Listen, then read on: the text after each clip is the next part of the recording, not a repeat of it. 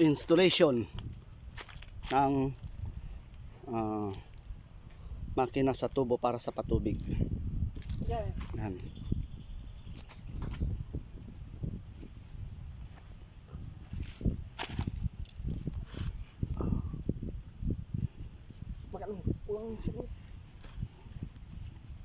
Tatalian muna ng interior yung tubo, yung pinagkukuha ng tubig or patubig bago ikakabit dito sa makina. Pagkatapos talian yan, ilalagay itong tinatawag na suction hose. Yan, ito ay suction hose.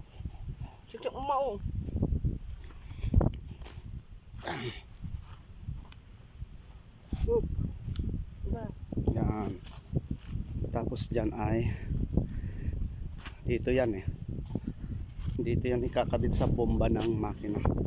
Ito bomba ng makina kung tawagin yan. Doon nilalagay yan sa suction hose. Ito, ganyan ang pag-install niyan. So abangan ang susunod na process.